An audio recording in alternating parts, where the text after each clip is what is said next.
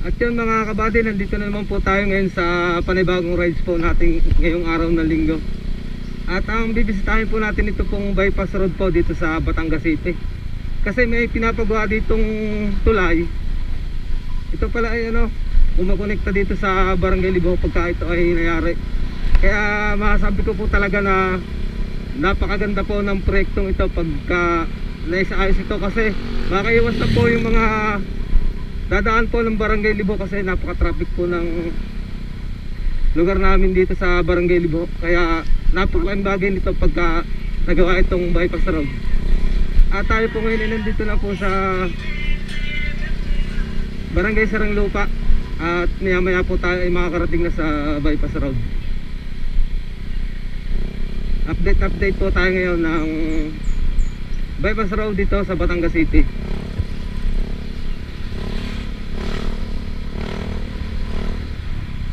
Ngayon po ay araw na linggo at solo rides lang po ulit ako. Medyo hapon na kasi ako umalis kasi napaka-init kanina.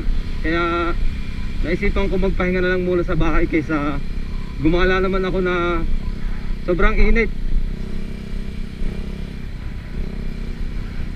Malapit na tayo mga kabady sa bypass road.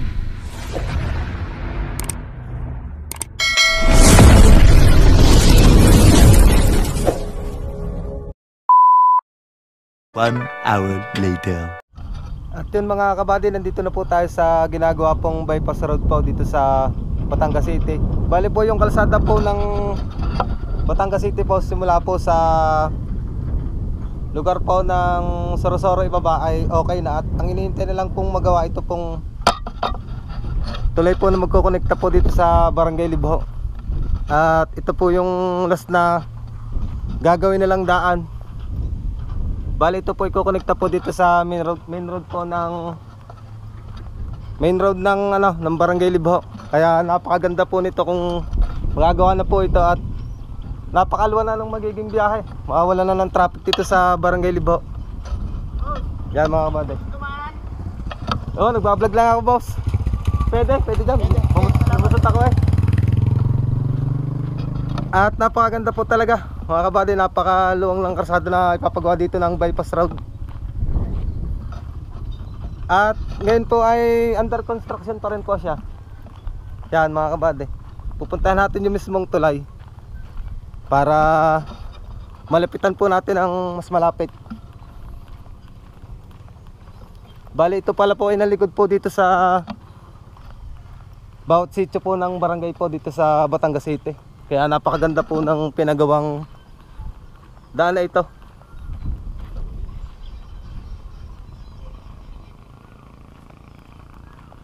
At dito kasi sa amin sa Barangay Libho ay sobra lagi ng traffic. Kung magagawa na po ito ay napakaganda po nito at napalaking bagay, kasi malaking tulong ito para sa mga biyahero na dadaan po dito sa Batangas City. Dito na mismo magiging daan sa bypass road. Yan. Tayo po ngayon ay nandito na sa Barangay Libho. Ayun, under construction pa din pala po mga kabady. Dahil pa rin pala nagagawa dito. Ito mga kabady yung tulay ng na magkukonekta po dito sa Barangay Libho. At ang magiging daan ay dito sa main road ng Libho. Ito mga kabady. Yan.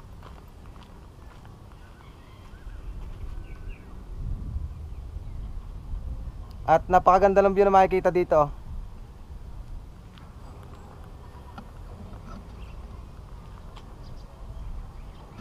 Grabe ang ganda ng view. Ito pala pinakailog mga kabady oh. Yan oh. May ilog pala dito. Yon. Tapos dito sa kabila.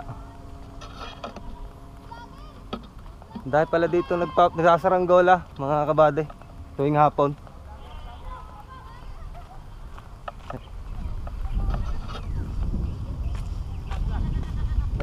Shout out.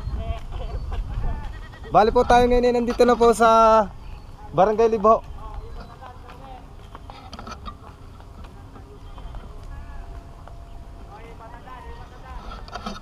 Kung mapapansin po ninyo, yan na po yung yung main road po ng Barangay Libho.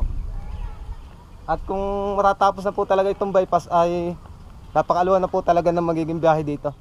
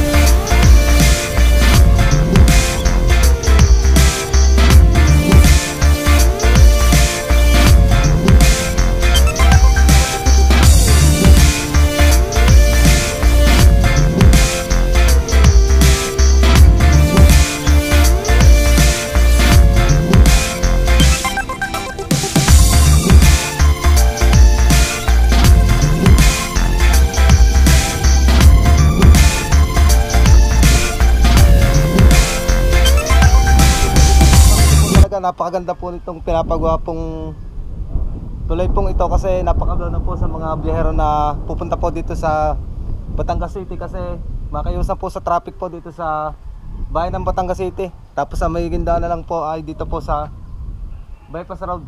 Kaya napalaking bagay po nito kung ito po ay matatapos na. At ipapakita ko po yung pinaka gagawin nilang kalsada. Ito na lang po yung gagawin kalsada, ay duduktong po dun sa, kung mapapansin po ninyo, duduktong po dun sa mataas na yon. Ito na lang pong haba na to ang under construction kung gagawin kalsada. Kaya malapit na po talaga itong matapos.